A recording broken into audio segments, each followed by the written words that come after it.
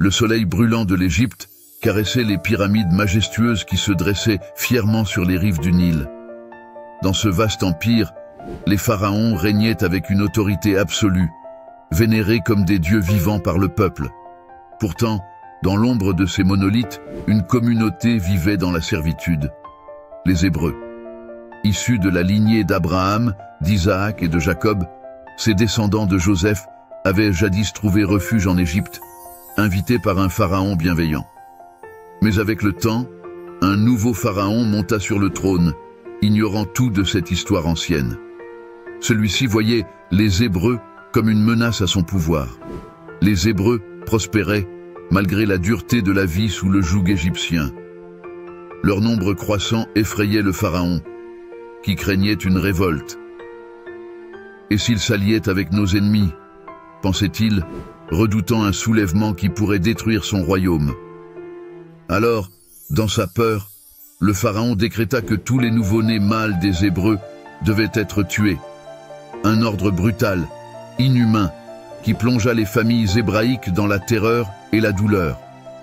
Mais même dans cette nuit sombre de l'oppression, un rayon d'espoir allait naître, destiné à changer le destin non seulement de son peuple, mais de l'humanité entière.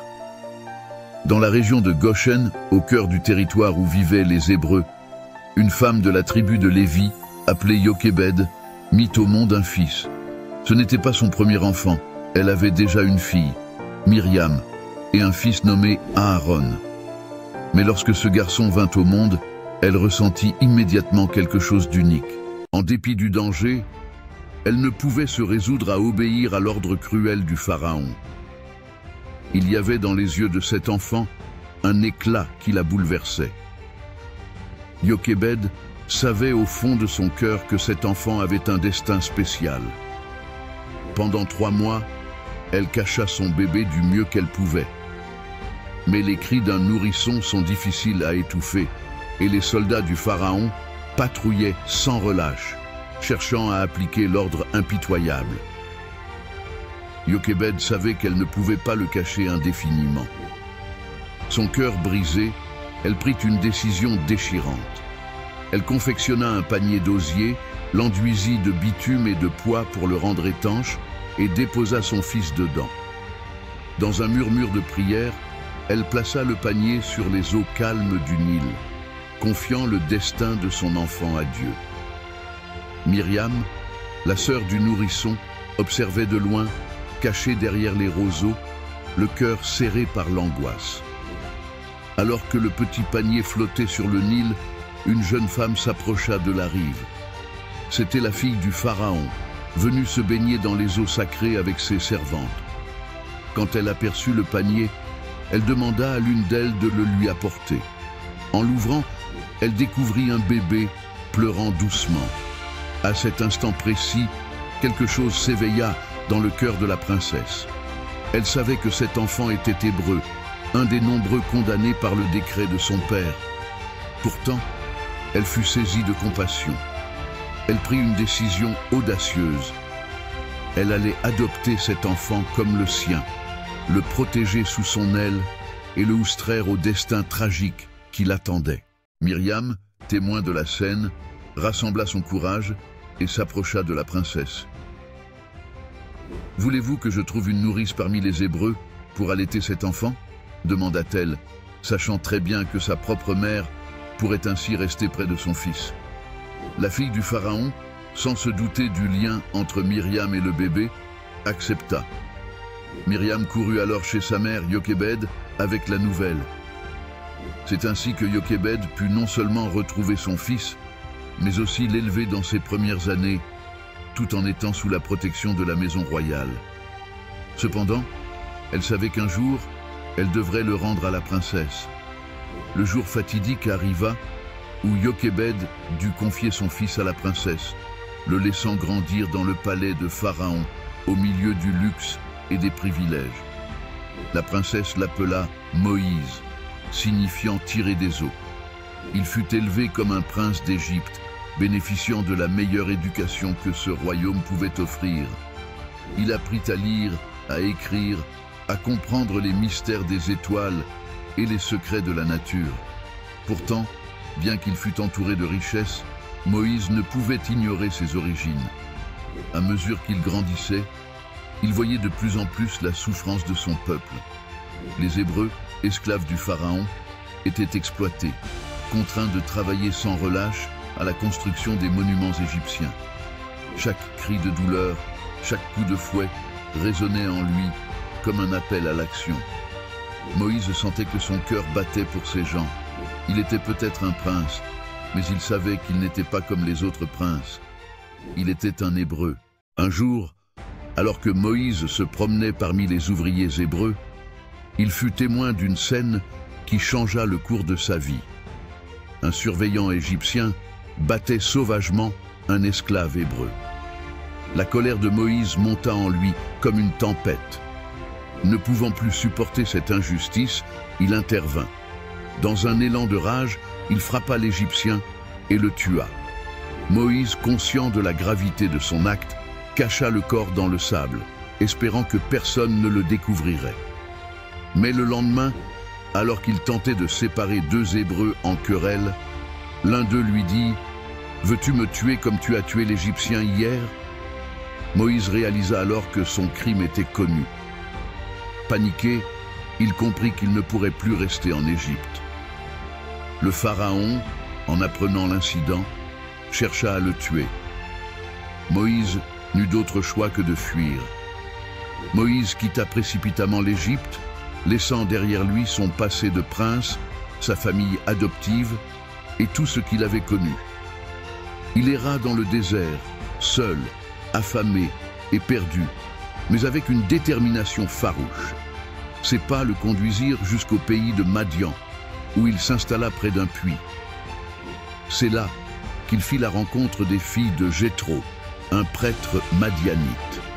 Elles étaient venues puiser de l'eau pour leurs troupeaux, mais des bergers violents tentaient de les en empêcher. Moïse, voyant l'injustice, intervint à nouveau. Il chassa les bergers et aida les jeunes femmes à abreuver leurs moutons. Impressionnées par son courage, elles retournèrent chez leur père et lui racontèrent ce qui s'était passé. Jéthro, reconnaissant, invita Moïse à venir vivre parmi eux. Au fil du temps, Moïse épousa Séphora, l'une des filles de Jéthro, et devint berger. Des années s'écoulèrent. Moïse, désormais loin des palais d'Égypte, menait une vie simple et paisible, prenant soin des troupeaux de son beau-père. Mais cette tranquillité ne pouvait pas durer éternellement. Le destin de Moïse était bien plus grand.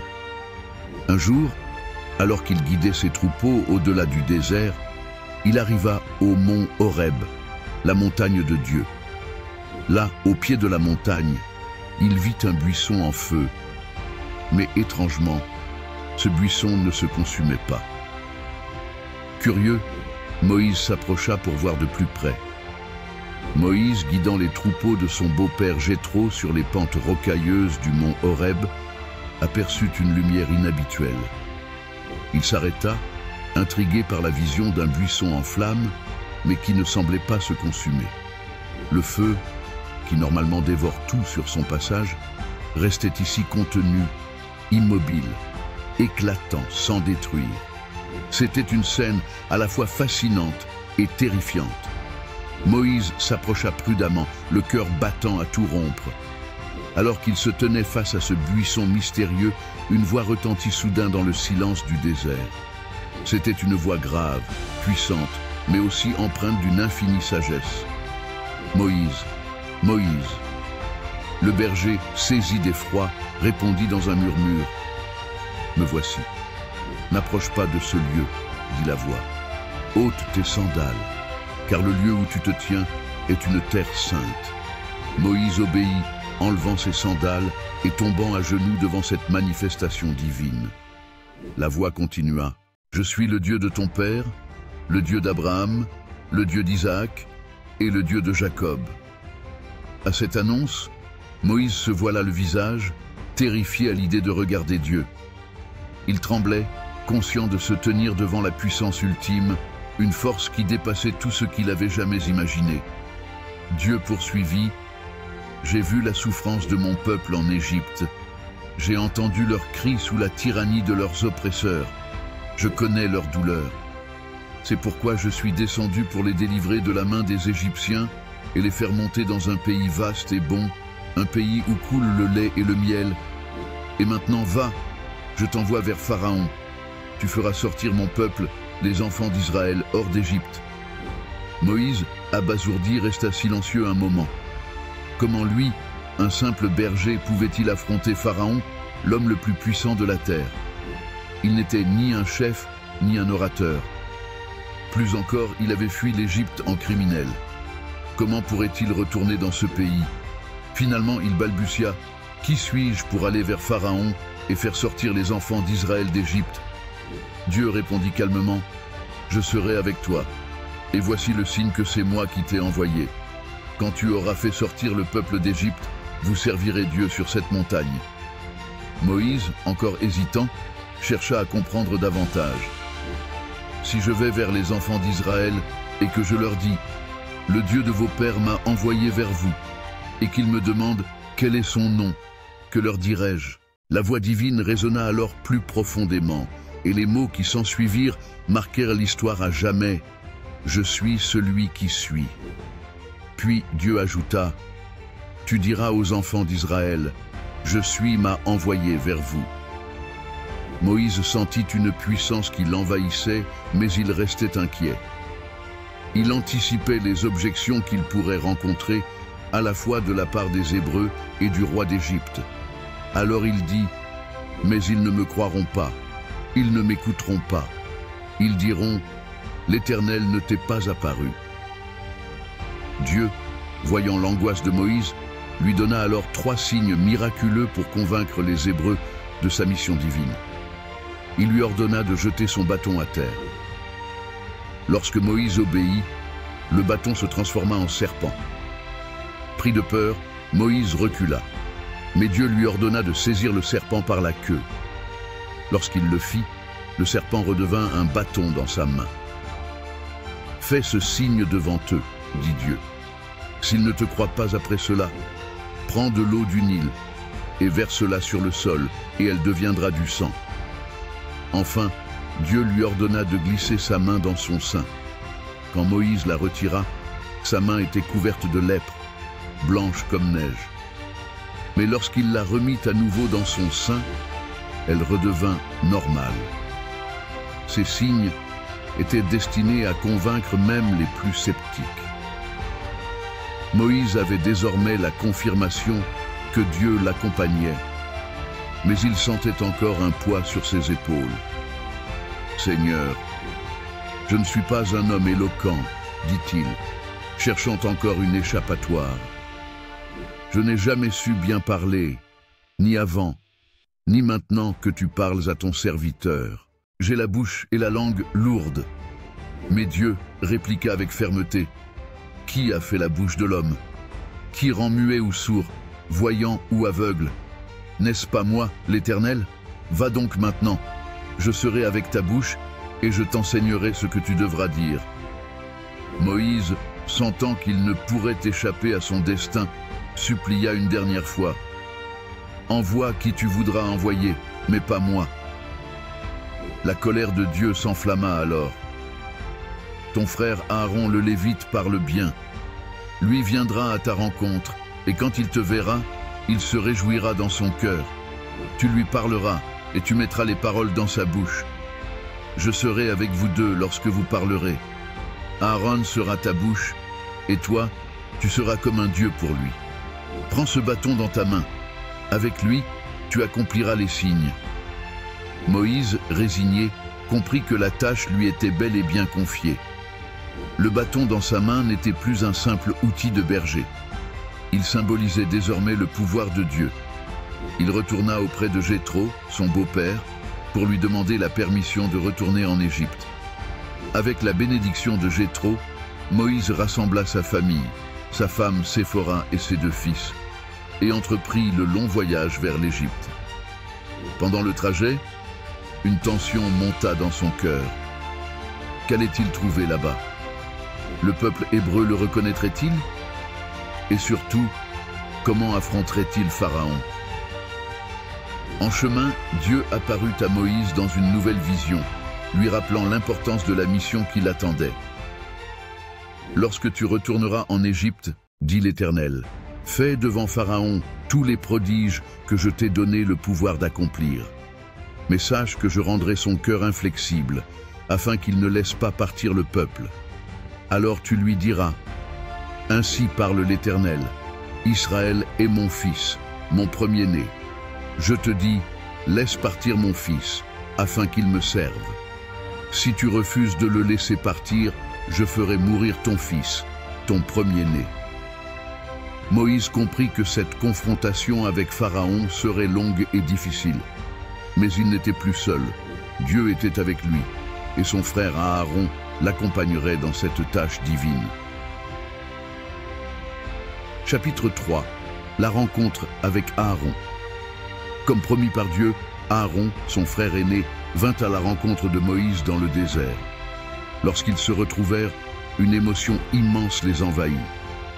Aaron écouta attentivement tout ce que Dieu avait révélé à Moïse.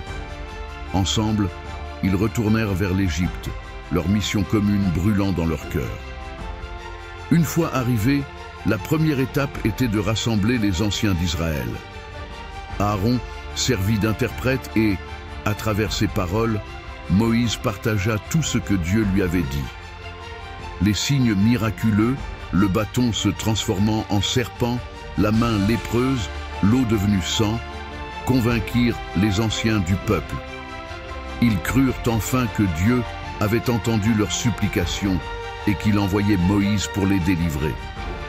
Le peuple hébreu, qui avait longtemps désespéré sous le joug de Pharaon, se prosterna alors, plein de gratitude et d'espoir. Le premier obstacle était franchi.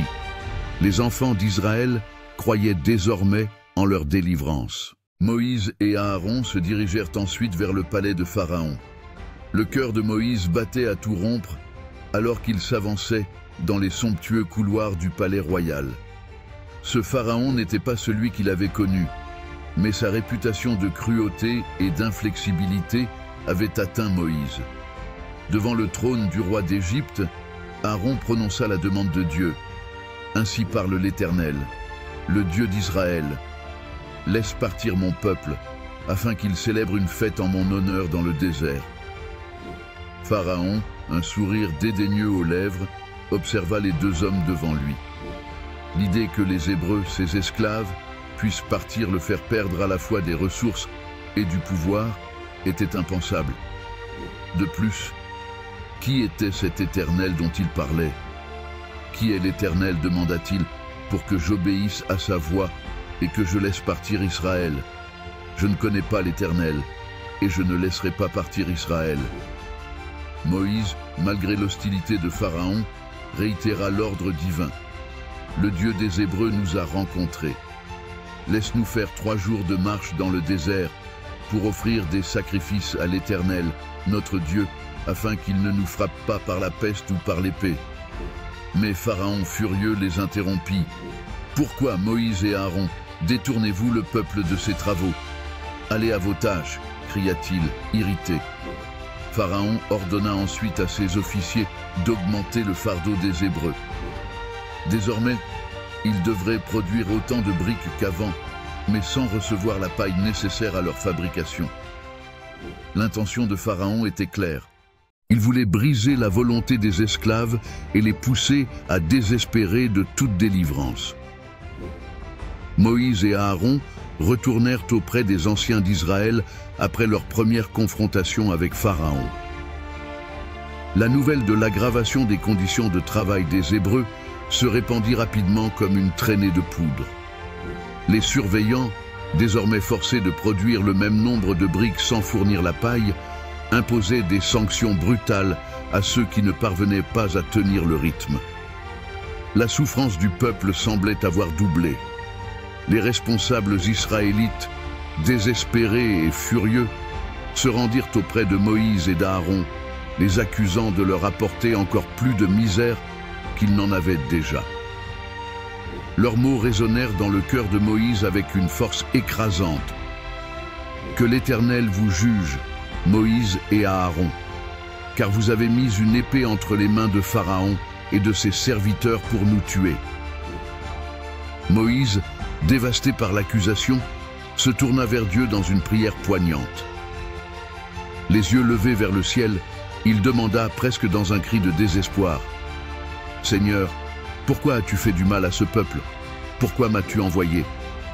Depuis que je suis allé vers Pharaon pour parler en ton nom, il a fait encore plus de mal à ce peuple, et tu n'as pas délivré ton peuple. » Mais Dieu, avec une patience infinie, répondit à Moïse: « Maintenant tu verras ce que je vais faire à Pharaon. Sous l'effet de ma main puissante, il les laissera partir, et sous l'effet de ma main puissante, il les chassera même de son pays. Israël est mon fils, mon premier-né. Je te dis, laisse partir mon fils, afin qu'il me serve. Si tu refuses de le laisser partir, je ferai mourir ton fils, ton premier-né. » Moïse comprit que cette confrontation avec Pharaon serait longue et difficile. Mais il n'était plus seul. Dieu était avec lui, et son frère Aaron l'accompagnerait dans cette tâche divine. Comme promis par Dieu, Aaron, son frère aîné, vint à la rencontre de Moïse dans le désert. Lorsqu'ils se retrouvèrent, une émotion immense les envahit. Aaron écouta attentivement tout ce que Dieu avait révélé à Moïse. Ensemble, ils retournèrent vers l'Égypte, leur mission commune brûlant dans leur cœur. Une fois arrivés, la première étape était de rassembler les anciens d'Israël. Aaron servit d'interprète et à travers ses paroles, Moïse partagea tout ce que Dieu lui avait dit. Les signes miraculeux, le bâton se transformant en serpent, la main lépreuse, l'eau devenue sang, convainquirent les anciens du peuple. Ils crurent enfin que Dieu avait entendu leurs supplications et qu'il envoyait Moïse pour les délivrer. Le peuple hébreu, qui avait longtemps désespéré sous le joug de Pharaon, se prosterna alors, plein de gratitude et d'espoir. Le premier obstacle était franchi. Les enfants d'Israël croyaient désormais en leur délivrance. Moïse et Aaron se dirigèrent ensuite vers le palais de Pharaon. Le cœur de Moïse battait à tout rompre alors qu'il s'avançait dans les somptueux couloirs du palais royal. Ce Pharaon n'était pas celui qu'il avait connu, mais sa réputation de cruauté et d'inflexibilité avait atteint Moïse. Dieu réitéra à Moïse la promesse faite à Abraham, Isaac et Jacob. Il lui rappela que l'alliance qu'il avait conclue avec leurs ancêtres allait être accomplie sous ses yeux. Il lui rappela aussi son nom, celui que Moïse avait déjà entendu au buisson ardent. « Je suis celui qui suis ». Revigoré par les paroles de Dieu, Moïse retourna avec son frère Aaron devant Pharaon, cette fois avec des instructions claires et des signes miraculeux à accomplir. Dieu avait donné à Moïse et à Aaron un pouvoir qui dépassait celui de Pharaon et de tous les magiciens égyptiens. Leur mission n'était plus seulement de demander la libération du peuple, mais aussi de démontrer la suprématie de Dieu à travers une série de plaies qui allaient s'abattre sur l'Égypte. Lorsque Moïse et Aaron se tinrent de nouveau devant Pharaon, ce dernier les écouta avec mépris. Aaron, sur les ordres de Moïse, jeta son bâton devant le roi. Le bâton se transforma en serpent sous les yeux de Pharaon et de ses conseillers. Mais, dans un défi de grandeur, les magiciens de Pharaon firent de même, chacun jetant son propre bâton, qui se transforma également en serpent. Cependant, dans un acte démonstratif de la puissance de Dieu, le serpent d'Aaron engloutit les autres. Pharaon, pourtant, resta obstiné et refusa de libérer le peuple. Alors Dieu ordonna à Moïse de se tenir sur les rives du Nil le lendemain matin, lorsque Pharaon viendrait se laver. Moïse s'exécuta, portant dans sa main le bâton de Dieu. Lorsque Pharaon arriva, Moïse dit « Ainsi parle l'Éternel. » Devant le trône du roi d'Égypte, Aaron prononça la demande de Dieu. « Ainsi parle l'Éternel, le Dieu d'Israël. Laisse partir mon peuple, afin qu'il célèbre une fête en mon honneur dans le désert. » Pharaon, un sourire dédaigneux aux lèvres, observa les deux hommes devant lui. L'idée que les Hébreux, ses esclaves, puisse partir le faire perdre à la fois des ressources et du pouvoir était impensable. De plus, qui était cet Éternel dont il parlait? Qui est l'Éternel? Demanda-t-il, pour que j'obéisse à sa voix et que je laisse partir Israël. Je ne connais pas l'Éternel, et je ne laisserai pas partir Israël. Moïse, malgré l'hostilité de Pharaon, réitéra l'ordre divin. Le Dieu des Hébreux nous a rencontrés. Laisse-nous faire 3 jours de marche dans le désert, pour offrir des sacrifices à l'Éternel, notre Dieu, afin qu'il ne nous frappe pas par la peste ou par l'épée. Mais Pharaon, furieux, les interrompit. « Pourquoi Moïse et Aaron détournez-vous le peuple de ses travaux? Allez à vos tâches » cria-t-il, irrité. Pharaon ordonna ensuite à ses officiers d'augmenter le fardeau des Hébreux. Désormais, ils devraient produire autant de briques qu'avant, mais sans recevoir la paille nécessaire à leur fabrication. L'intention de Pharaon était claire. Il voulait briser la volonté des esclaves et les pousser à désespérer de toute délivrance. Moïse et Aaron retournèrent auprès des anciens d'Israël après leur première confrontation avec Pharaon. La nouvelle de l'aggravation des conditions de travail des Hébreux se répandit rapidement comme une traînée de poudre. Les surveillants, désormais forcés de produire le même nombre de briques sans fournir la paille, imposaient des sanctions brutales à ceux qui ne parvenaient pas à tenir le rythme. La souffrance du peuple semblait avoir doublé. Les responsables israélites, désespérés et furieux, se rendirent auprès de Moïse et d'Aaron, les accusant de leur apporter encore plus de misère qu'ils n'en avaient déjà. Leurs mots résonnèrent dans le cœur de Moïse avec une force écrasante. « Que l'Éternel vous juge, Moïse et Aaron, car vous avez mis une épée entre les mains de Pharaon et de ses serviteurs pour nous tuer. » Moïse, dévasté par l'accusation, se tourna vers Dieu dans une prière poignante.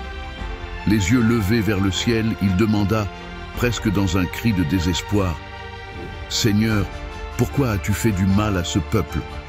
Pourquoi m'as-tu envoyé? Depuis que je suis allé vers Pharaon pour parler en ton nom, il a fait encore plus de mal à ce peuple, et tu n'as pas délivré ton peuple. » Mais Dieu, avec une patience infinie, répondit à Moïse, « Maintenant, tu verras ce que je vais faire à Pharaon. Sous l'effet de ma main puissante, il les laissera partir, et sous l'effet de ma main puissante, il les chassera même de son pays. » Dieu réitéra à Moïse la promesse faite à Abraham, Isaac et Jacob. Il lui rappela que l'alliance qu'il avait conclue avec leurs ancêtres allait être accomplie sous ses yeux. « Je frapperai les eaux du Nil avec le bâton qui est dans ma main, et elles se changeront en sang. » Et c'est exactement ce qui se produisit. Aaron, sur ordre de Moïse, frappa les eaux du Nil, et le fleuve se transforma en une rivière de sang. Les poissons moururent, et l'odeur devint insupportable. Les Égyptiens ne purent plus boire de l'eau du fleuve, et des canaux au réservoir, tout se transforma en sang. Cependant, malgré cette calamité, Pharaon ne plia pas.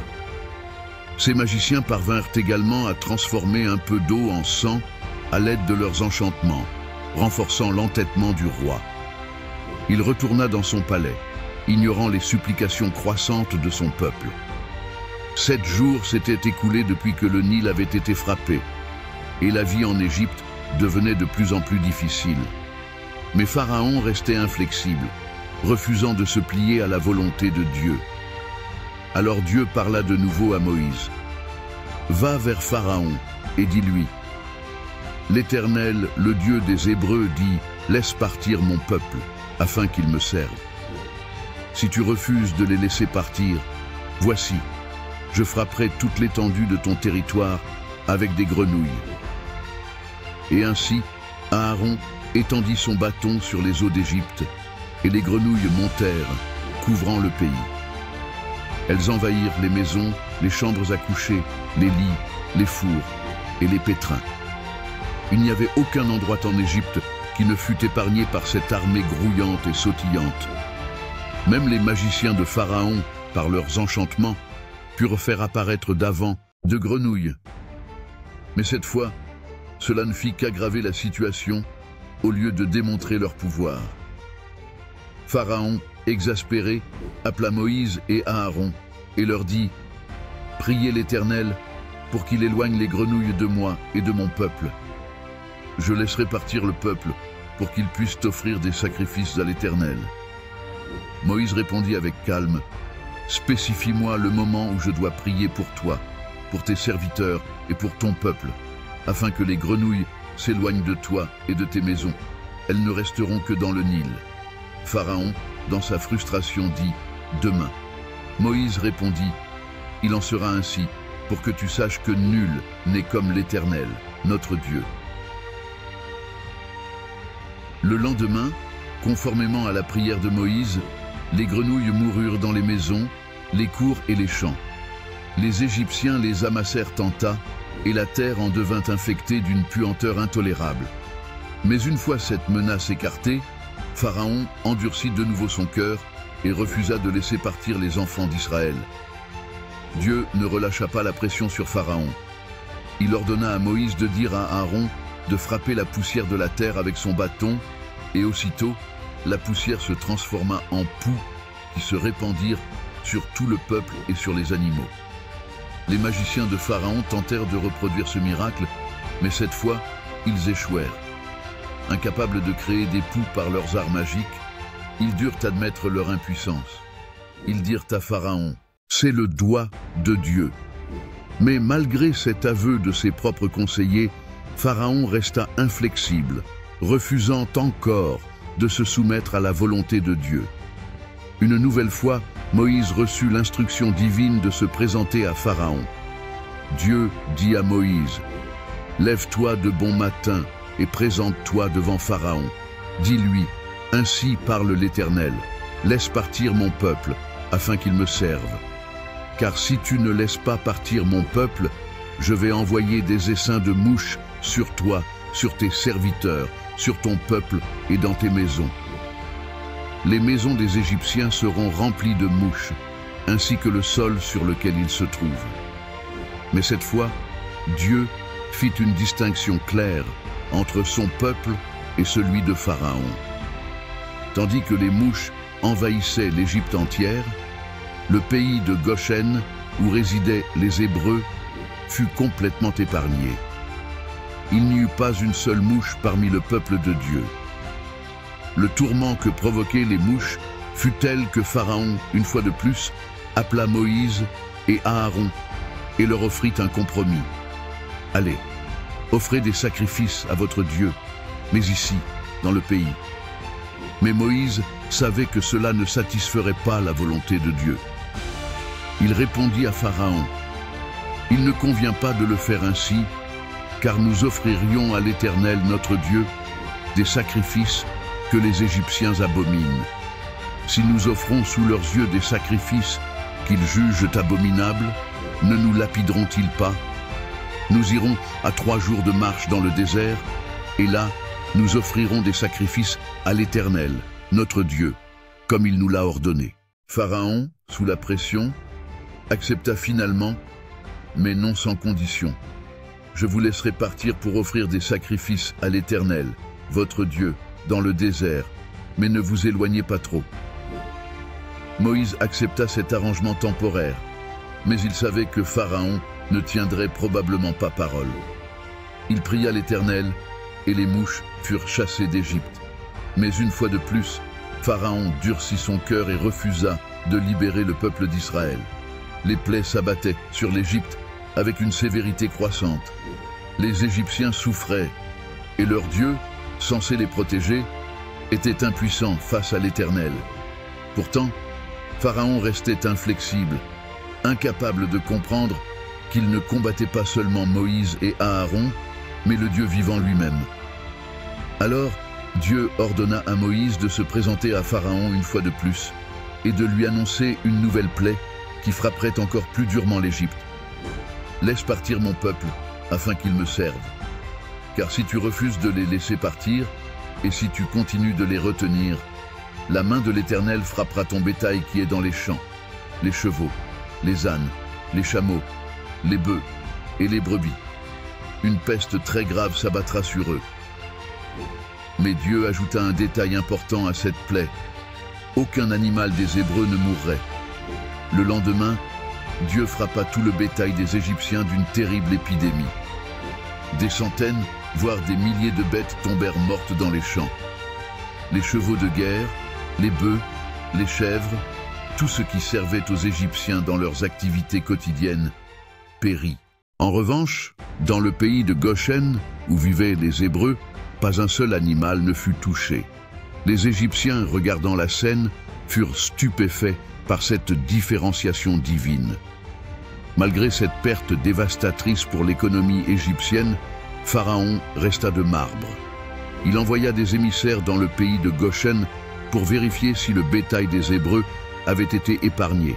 Et lorsqu'il découvrit que c'était effectivement le cas, il endurcit à nouveau son cœur, refusant de laisser partir les Israélites.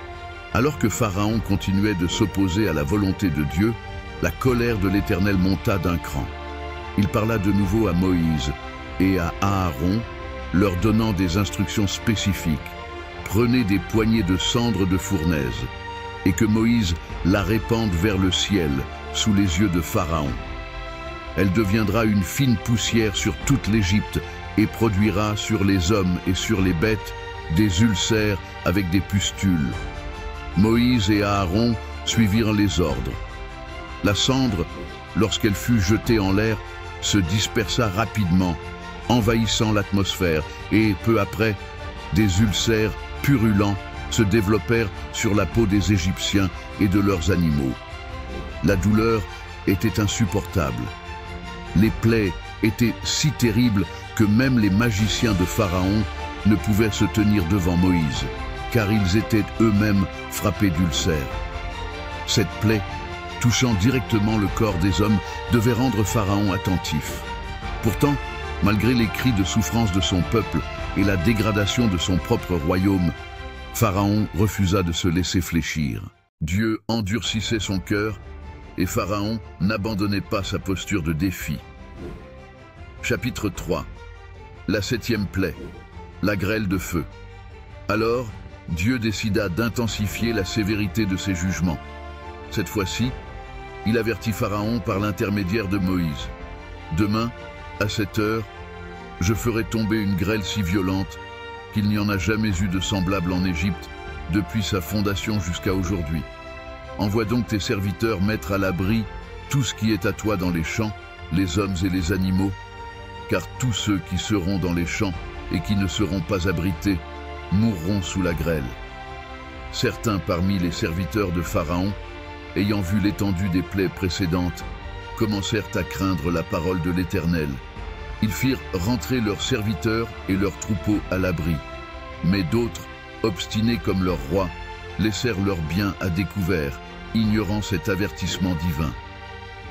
Le lendemain, comme annoncé, Moïse leva sa main vers le ciel, et l'Éternel envoya des éclairs, des coups de tonnerre terrifiants, et une grêle brûlante s'abattit sur tout le pays d'Égypte.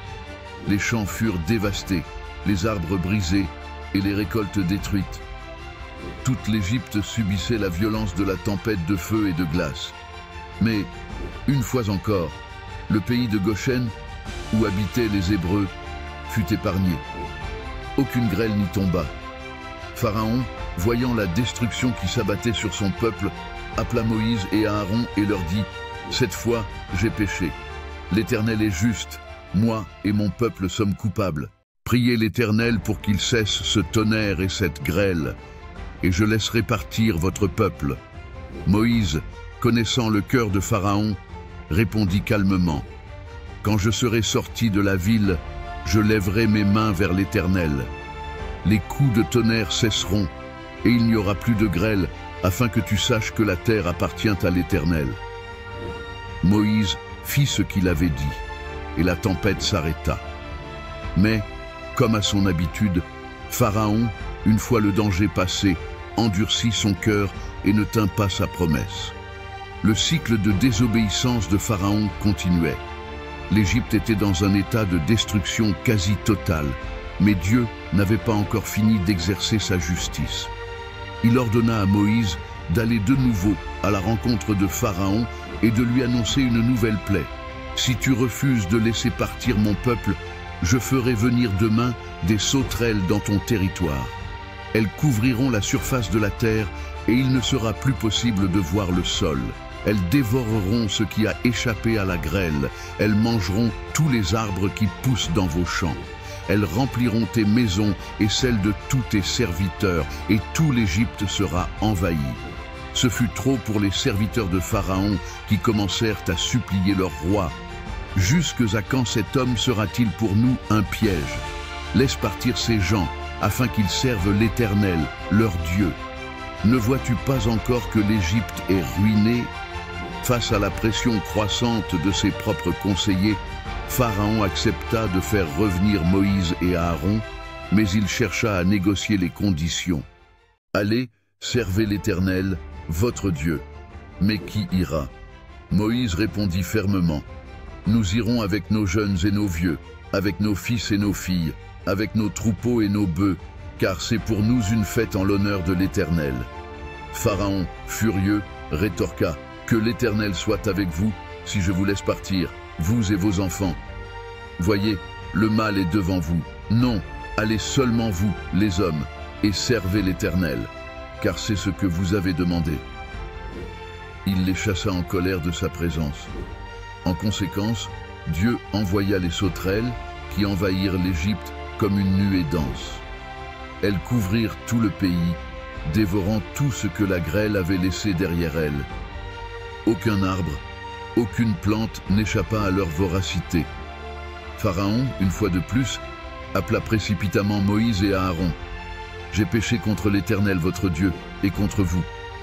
Pardonnez mon péché, cette fois encore, et priez l'Éternel votre Dieu pour qu'il éloigne de moi cette plaie mortelle. » Moïse pria, et Dieu envoya un vent violent d'ouest qui emporta toutes les sauterelles vers la mer Rouge. Mais encore une fois, Pharaon endurcit son cœur et refusa de libérer les Hébreux. L'avant-dernière plaie fut une manifestation directe de la puissance divine sur la création elle-même. Dieu ordonna à Moïse de lever sa main vers le ciel pour provoquer des ténèbres sur tout le pays d'Égypte. Ce fut une obscurité si épaisse que les Égyptiens ne pouvaient plus se voir les uns les autres, ni même sortir de leur maison. Pendant 3 jours, une noirceur absolue recouvrit l'Égypte. Cependant, les Israélites, eux, jouissaient de la lumière dans leur demeure. Pharaon, plongé dans le désespoir, appela Moïse et lui dit « Allez, servez l'Éternel.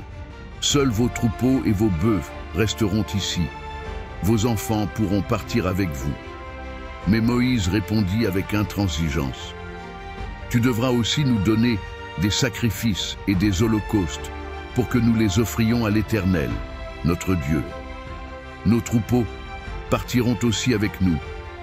Il ne restera pas un seul sabot en Égypte, car c'est parmi eux que nous choisirons ce que nous offrirons à notre Dieu. Et nous ne savons pas encore ce que nous devrons offrir jusqu'à ce que nous arrivions là. » Pharaon, furieux, éclata de rage. « Va-t'en de ma présence. Garde-toi de revoir ma face, car le jour où tu verras ma face, tu mourras. » Moïse répondit calmement. « Tu as bien dit. Je ne verrai plus ta face. » L'Égypte avait déjà été frappée par 9 plaies dévastatrices. Le peuple, épuisé et affaibli, voyait son pays sombrer dans le chaos. Pourtant, Pharaon restait ferme dans son refus de libérer les Hébreux, son cœur obstiné et endurci par l'orgueil et la peur de perdre son pouvoir.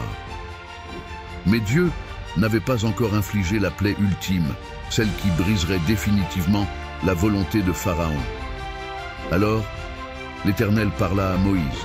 « Je vais encore amener une dernière plaie sur Pharaon et sur l'Égypte. Après cela, il vous laissera partir d'ici. Non seulement il vous laissera partir, mais il vous chassera d'ici entièrement. Parle donc au peuple, et que chacun demande à son voisin des objets d'argent et d'or. » Moïse fut ensuite instruit par Dieu au sujet de la nature de cette dernière plaie. « Vers minuit, je passerai au travers de l'Égypte, et tous les premiers-nés mourront dans le pays d'Égypte, depuis le premier-né de Pharaon, qui doit s'asseoir sur son trône, jusqu'au premier-né de la servante qui est derrière la meule, et jusqu'à tous les premiers-nés du bétail. Il y aura de grands cris dans tout le pays d'Égypte, comme il n'y en a jamais eu, et comme il n'y en aura jamais plus. Mais contre aucun des enfants d'Israël, pas même un chien, ne remuera sa langue, pour que vous sachiez que l'Éternel fait une distinction entre l'Égypte et Israël. Pharaon n'était plus le seul à être endurci. Son peuple, en grande partie, s'était résigné à suivre ses ordres malgré les calamités qui les frappaient. Cette nuit, cependant, l'orgueil de l'Égypte allait être brisé de manière irrévocable. Avant que cette terrible plaie ne se produise, Dieu donna des instructions spécifiques à Moïse et à Aaron concernant une fête mémorable qui serait célébrée d'âge en âge, la Pâque. Dieu ordonna à Moïse de dire au peuple d'Israël de se préparer à un événement qui deviendrait central dans leur culture et leur foi pour les générations futures. Parle à toute l'assemblée d'Israël et dis-leur, le 10e jour de ce mois, que chaque famille prenne un agneau. Il sera sans défaut, un mâle âgé d'1 an. Vous le garderez jusqu'au 14e jour du mois, et alors toute l'assemblée d'Israël l'immolera au crépuscule. Puis, ils prendront de son sang et en mettront sur les 2 poteaux et sur le linteau des maisons où ils le mangeront. Ils mangeront la chair cette nuit-là, rôtie au feu. Ils la mangeront avec des pains sans levain et des herbes amères. L'agneau était un symbole de pureté et de sacrifice. Le sang sur les portes des maisons israélites serait le signe pour l'Éternel de passer au-dessus des foyers des Hébreux, épargnant ainsi leur premier-né du jugement qui frapperait l'Égypte. Dieu continua de leur donner des instructions précises. Vous le mangerez en toute hâte, ceinture aux reins, sandales aux pieds et bâton à la main. Vous le mangerez à la hâte, c'est la Pâque de l'Éternel. La Pâque deviendrait alors le commencement d'une nouvelle ère pour Israël, marquant le jour de leur libération de l'esclavage. Cette nuit-là, tandis que les Hébreux suivaient fidèlement les instructions de Moïse, l'Égypte attendait dans l'ignorance ce qui allait survenir. L'atmosphère était lourde d'angoisse, une angoisse qui s'intensifiait au fur et à mesure que l'heure fatidique approchait. Lorsque minuit arriva, un silence lourd s'abattit sur tout le pays. Puis, soudain, un souffle invisible parcourut l'Égypte. C'était l'ange de la mort, envoyé par Dieu pour exécuter sa sentence. Il entra dans chaque maison non marquée par le sang de l'agneau, et le premier-né de chaque famille s'effondra sans vie. Le cri de douleur qui s'ensuivit déchira la nuit. Des pleurs se firent entendre dans chaque maison égyptienne. De la demeure du Pharaon à celle du plus humble paysan, aucune famille n'échappa à ce jugement. Les cris des mères, des pères et des frères endeuillés emplissaient les rues. Même Pharaon, assis sur son trône de puissance et de fierté, ne put protéger son propre fils. Celui qui était destiné à hériter de son royaume fut frappé, et Pharaon, pour la première fois, sentit véritablement la terreur de l'Éternel. Dans les maisons des Israélites, cependant, tout était paisible. Le sang sur leurs portes avait protégé leurs enfants. Leur foi et leur obéissance à Dieu leur avaient assuré une délivrance surnaturelle. Pharaon, brisé par le chagrin et l'effroi, appela Moïse et Aaron en pleine nuit. Pour la première fois, il abandonna toute tentative de négociation et de contrôle.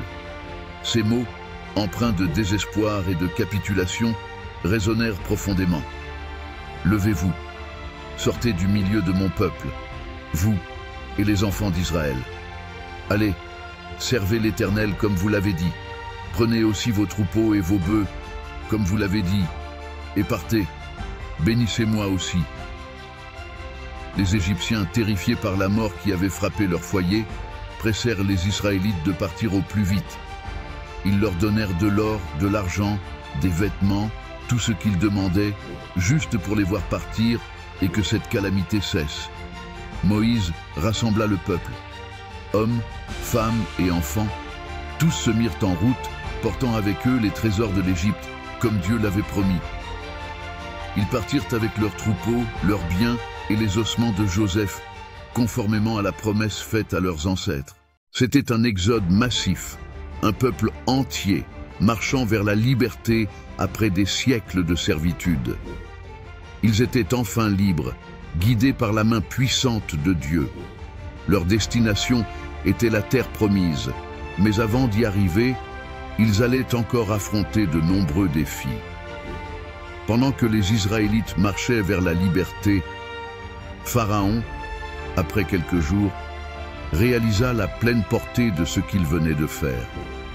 Il avait non seulement perdu son fils, mais aussi la main-d'œuvre qui avait bâti l'Égypte. Son orgueil et sa soif de vengeance reprirent le dessus. Il rassembla son armée, les chars les plus rapides et les guerriers les plus redoutables, et se lança à la poursuite des Israélites. Ils les rattrapèrent alors qu'ils campaient près de la mer Rouge. Quand les Israélites virent l'armée égyptienne approcher, ils furent terrifiés. Ils crièrent à Moïse, pensant qu'ils allaient tous périr. « N'y avait-il pas assez de tombes en Égypte que tu nous aies amenés mourir dans le désert? Que nous as-tu fait en nous faisant sortir d'Égypte ?» Mais Moïse, rempli de foi, répondit avec calme et autorité. « N'ayez pas peur, tenez-vous tranquille et regardez la délivrance que l'Éternel vous accordera aujourd'hui. Les Égyptiens que vous voyez aujourd'hui, vous ne les verrez plus jamais. L'Éternel combattra pour vous, et vous, gardez le silence. » Alors Dieu ordonna à Moïse de lever son bâton au-dessus des eaux. Une chose incroyable se produisit. Un puissant vent de l'Est souffla, et les eaux de la mer Rouge se fendirent en deux, formant des murs d'eau de part et d'autre, laissant un passage sec au milieu. Ainsi, le peuple d'Israël fut sauvé d'une manière miraculeuse, traversant la mer Rouge et échappant aux griffes de Pharaon. Ce moment marqua le début d'une nouvelle ère pour eux, celle de la liberté et de l'espoir, guidés par la main puissante de Dieu. Moïse, leur chef courageux et humble, les conduisit à travers des épreuves inimaginables, tout en restant fidèle à l'appel de l'Éternel. L'histoire de Moïse est celle de la foi, de la persévérance et de la délivrance. Un rappel poignant que même dans les moments les plus sombres, Dieu est avec ceux qui croient et obéissent à ses commandements. Merci d'avoir suivi cette épopée captivante jusqu'à la fin. Nous espérons que cette histoire vous a inspiré et ému autant que Moïse a inspiré des générations à travers les siècles. Si cette aventure vous a touché, n'hésitez pas à laisser un like pour nous soutenir. Pensez aussi à vous abonner pour ne pas manquer nos prochaines vidéos qui vous plongeront encore plus profondément dans les récits bibliques et d'autres histoires fascinantes. Nous serions ravis de connaître votre avis. Dites-nous ce que vous avez pensé de cette histoire dans les commentaires. Vos réflexions comptent énormément pour nous. Et bien sûr, si vous avez trouvé cette vidéo enrichissante, partagez-la avec vos amis et votre famille. Cela pourrait les inspirer autant que vous. Encore un grand merci pour votre soutien. Et à très bientôt pour d'autres histoires légendaires.